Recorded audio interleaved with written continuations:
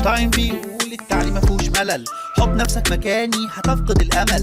ملينا المدرسة ونظام صب وكب، شرح طول الوقت عمل لنا دروب.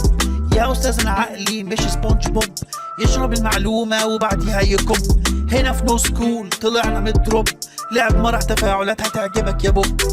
نوسكول أكاديمي. Simply learn different.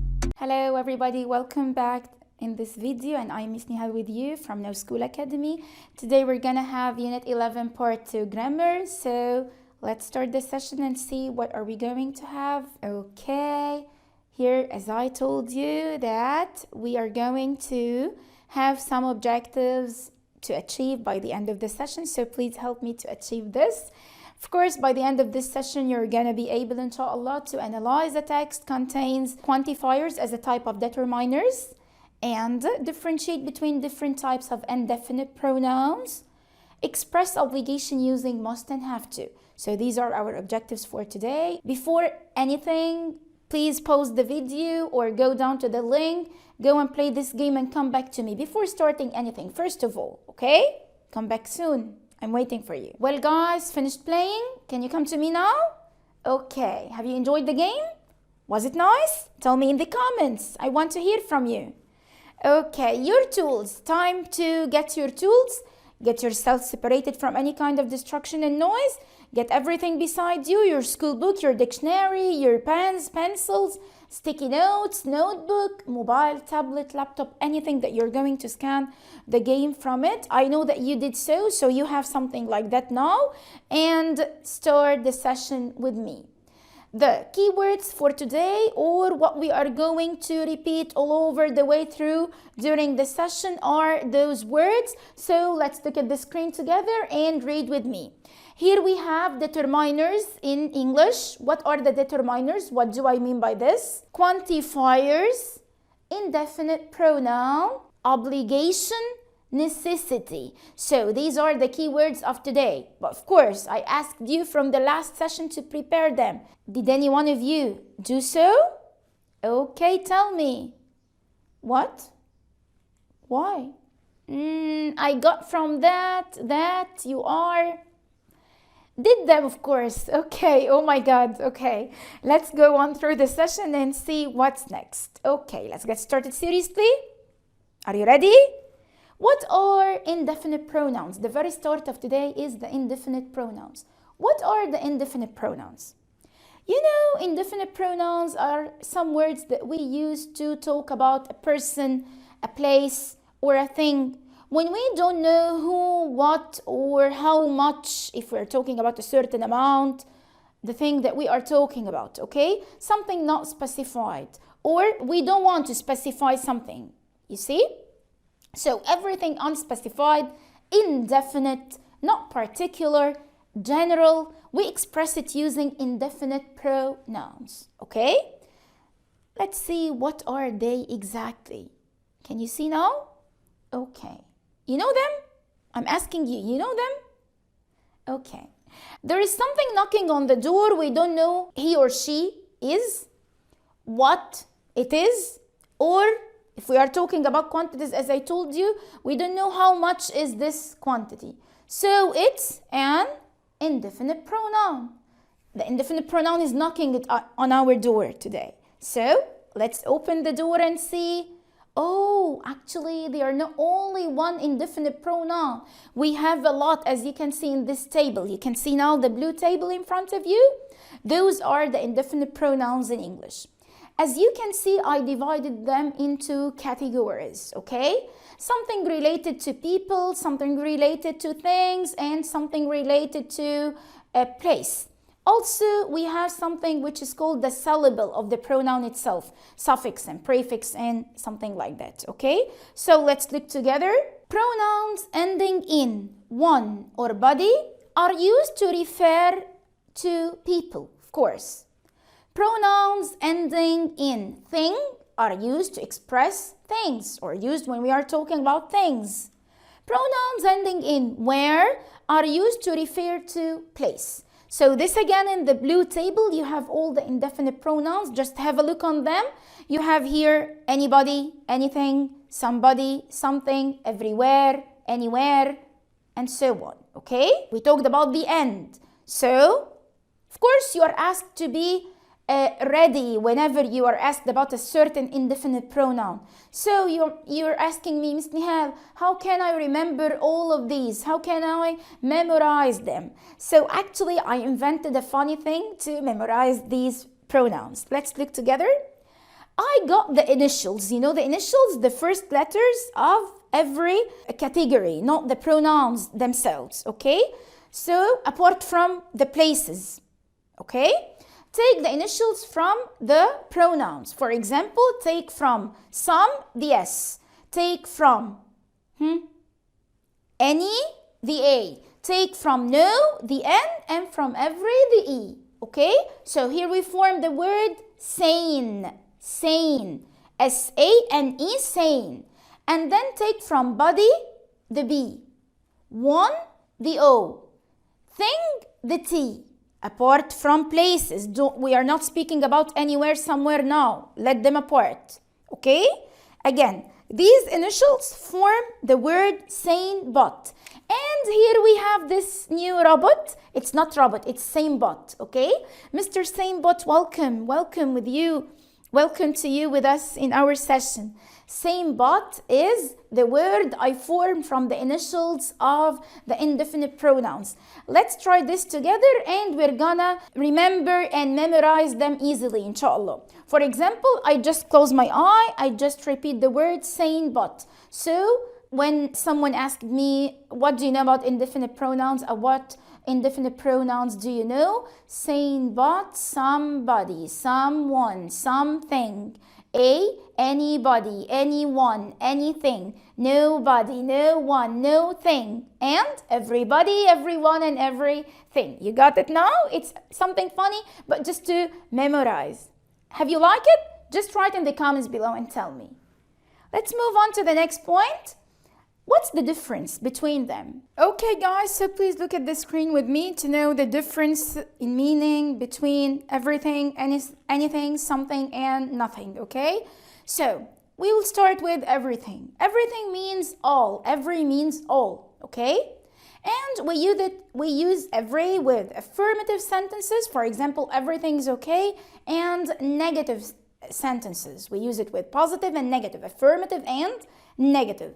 Also, we use singular verbs with every. Use is, use was, has, does, put s. Any singular verb is used with everything, okay? Let's move on to some. You know, some means a part of something. Something is in my bag. There is something in my hand. So, something means a part, okay? Also use singular verbs with something, okay? There is something in my hand, there is something on the table, there is something in the sky, or any other example. We use something in affirmative sentences only, so don't use something with negative sentences, okay? Let's move on to anything. Anything means zero? No. Anything means a part of a kind. Anything means a part of a kind. Also use singular verbs with anything and use anything with questions and negative. Don't use anything with sentences, okay? Let's move on to nothing. Nothing here means zero, no, zero, nothing. Use singular verbs with nothing, and nothing has the negative meaning itself. So use them with affirmative sentences. So don't say, I don't have nothing. No, I have nothing. I have no money. Don't say, I don't have no money. Don't repeat the negative twice. Okay, let's move on to the next point. Please try this by yourself, please, to clear examples, just to focus on the meaning and getting the meaning, or check your understanding. You have here a lot of suitcases and the word map. So let's go everywhere. For those old suitcases, let's go everywhere. The next one, can you do it? Please tell me the answers down in the comments. Send me please your comments for the answers. Okay. We have here something else which is called a funny story or coding to also check your understanding. So please, I will let you read this on your own and focus on the funny things. Just alter the rectangle, the square, the circle, something like coding. You know coding? Okay, so instead of the code, put the word that refers to with the code and read it. But tell me, what are you saying? It's something funny.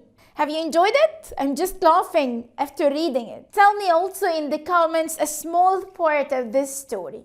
ولأن شرب المية بيساعد على التركيز، دوس بوز وروح اشرب مية وتعال بسرعة، ما تتأخرش. Okay, the next part of the quantifiers or the determiners are things that we express also a part or most of the things or something like that, but they are called determiners. They are apart from the indefinite pronouns.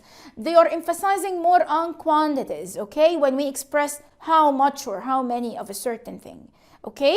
So we have here descendingly from the biggest to the smallest, most of them, okay? For example, you have here some stores, so most of them are pink, yeah, but before most of them we have what? Can you see now? I've just noticed this. All, yeah, so the biggest thing is all of them, okay? All of them, then most of them, then some of them. Actually, there is a few of them. You can find a few of them here before none of them, okay? So again, descendingly, all of them, most of them, some of them, a few of them, none of them. And you have the stores. The main issue here is that they are all pink or some of them or a few of them or none of them. So please read the examples to make it clearer for you. Okay? And again, they are called determiners. Of course, we use the determiners with object pronouns. So we say all of them. Don't say all of they. All of us, not all of we. You got the meaning of the object pronoun now? Okay. Also, something related to the determiners that we use with all of them, with all, most, a few, or some, plural verbs. So say are. All of them are here. Some of the pupils are here. Most of the pupils are here. Okay? A few of the pupils are here. A few people are here.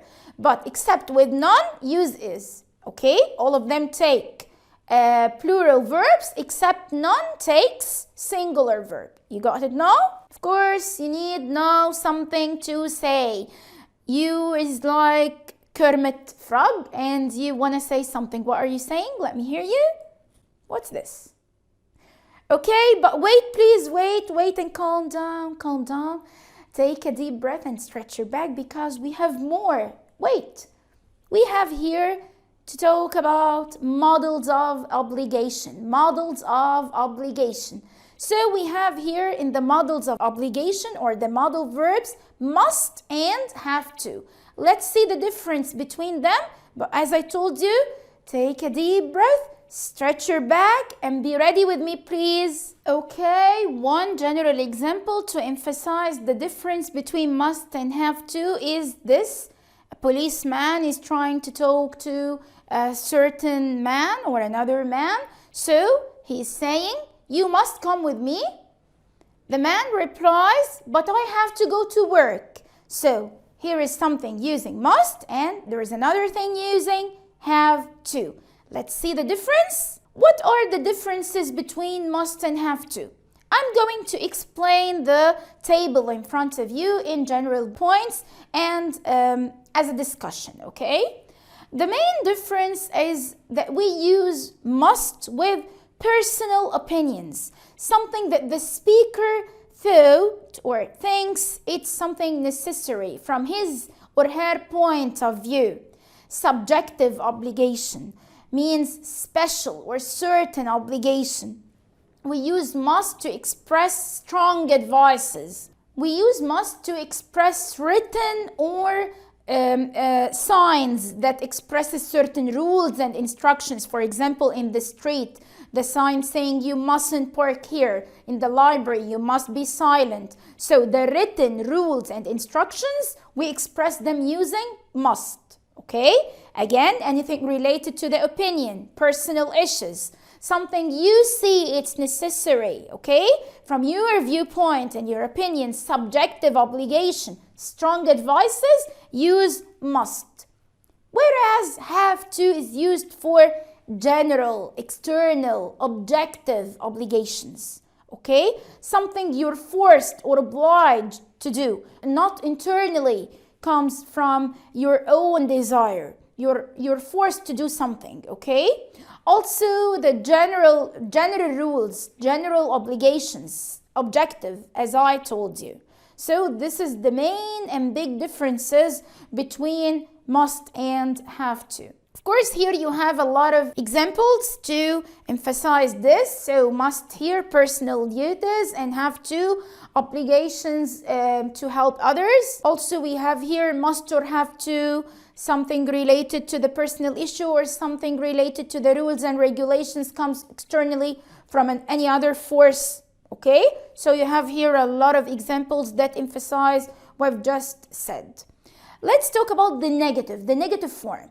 Of course, the negative form from must is mustn't, and the negative form from have to is don't or doesn't have to. Let's see the difference in meaning also.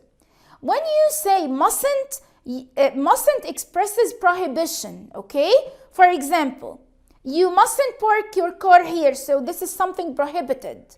But don't have to or doesn't have to expresses lack of necessity, something not important. One example to make this clear. We are on Friday today. For example, I mustn't go to school, or I don't have to go to school. I don't need to do so. Yeah, great. I don't have to go to school. Okay. For example, you are in a public garden and there is a sign that says you don't have to sit on grass or you mustn't sit on grass. Of course, you mustn't sit on the grass. Great, because this is something forbidden, something prohibited. So the meaning in the negative also is different. There is difference between mustn't and don't and doesn't have to. Okay? As you see from the form from one of the tables that we use must with every subject pronoun. He must, I must, she must, you must. Any subject pronoun comes with must. And one important thing that we use the infinitive form of the verb after must. With have to, we can say has to, have to, don't have to, doesn't have to, will or shall have to. Okay, so this is the grammatical form of the modal verb and the conjugation of it with the pronouns. After to, of course, we have the infinitive form of the verb. So this is regarding the grammatical form, okay? So now we sum up the usages, the difference in meanings between the affirmative form and the negative form, and the grammatical form in general of such two ways to express obligation. Here we have the examples between must and mustn't. For example, here, someone must stay at bed, but mustn't smoke, and so on. This is a kind of activity or exercise. You're going to match the sign with the instruction to focus on the meaning and the usage of mustn't, okay? So please match them. بنفكرك لو في أي جزئية مش فاهمها اكتبها عندك في النوتس عشان تسأل عنها الأستاذ في الحصة اللايف. Time for answers. Yeah, I'm just showing you here the answers because I'll give you the free time to think it over, reread or replay the video if you want so, because this is one great advantage of Nowschool Academy, that you have the video whenever you are or wherever you are. You can replay it, you can repeat anything you want to understand, okay? Okay, this is the form as I told you, the grammatical form. And the negative sentences using don't and doesn't. Don't say haven't or hasn't. This is not right. With have to, we say don't have to or doesn't have to. I know that you're got very excited from the large quantity of information that you got in your mind. So I know that you need a break. Let's go, pause the video or go down to the link. Go and play this game and return back to me so quickly. I'm just waiting for you here. Hey guys, where are you? Are you there? Very good, you were awesome. I love you all. Please, please, please pay attention with me to finish this session because we have a lot of things to do together. And here we have another surprise. Are you ready? Why are you saying like Hinedi? It's a surprise. Just pause the video, go and do this quiz and return back to me so quickly. You can do it. Okay, superheroes, go and come back. What are you saying? I said go. You want to have a rest? I know. You can do it. You can do it. Please go. Have you finished? Yeah, you're coming dancing. Hi, Mr. Hinedi. What about the quiz? Have you done well? I think you're happy, so you did so well. You were excellent. Okay, so please, let's see what's next. Wake up. Okay, let's see what's next. We are about to finish, by the way. Here we have the summing up of all the session. Let's remember together what have we taken throughout this session. We talked about determiners as words precede the nouns, and we specifically talked about indefinite pronouns and quantifiers. We talked about the same but, Mr. Same but, don't forget it. We talked about something, everything, someone, everyone, everywhere, nobody, nothing, all of them, some of them, few of them, and you have the video. As I told you, you can replay it and remember this if you miss a certain part. And also we transfer to expressing obligation using must and have to.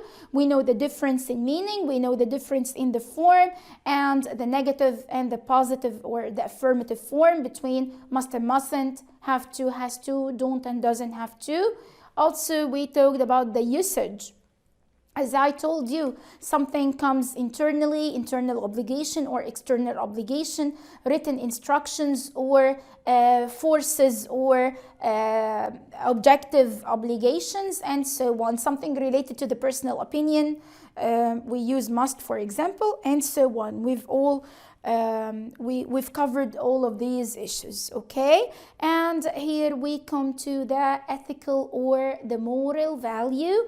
And when I was searching about obligation, must, have to, I found that the most important and appropriate thing to talk about related to the ethics and morals is al-iltizam, because it comes from the obligation and the must. So a must thing that you can do in your whole life, al-iltizam, especially in al-salah, okay? Al-iltizam fil salah. So please, dear guys, follow these value in your daily life, everyday life. Try to apply it, don't miss it, and promise me to do so. Write in the comments your opinion about this value also. And let's go to the homework. So please also check the attached files, do your homework. Don't laugh this silly laugh because you are good and excellent students and you should apply what you've learned throughout the session through a certain homework. I am going to follow it with you in the Zoom session, inshallah. For the next session, I want you to be prepared with such words. So please get ready. Let's see the words together. Of course, you're going to look up them in a dictionary or from the internet, but just be ready. We are going to explain everything together. Just be ready regarding the pronunciation of the word, or you may have some idea of these words, okay? So guys, the words that I'm going to discuss next time, inshallah, are going to be some of them, of course not all: instrument, sensational, jazz, folk, hippie period. I'm not going to say anything related to the details, okay? Just be prepared for the next session. Here we come to the end of this video. Thank you so much for listening and watching it. I enjoyed my time. Hope you enjoy. نتمنى من كل قلبنا الحصة تكون عجبتك، وبنقول لك ما تنساش تحل الكويز اللي في المصادر، وكمان تقيم الحصة تحت في التعليقات. منتظرينك في اللايف في حفظ الله.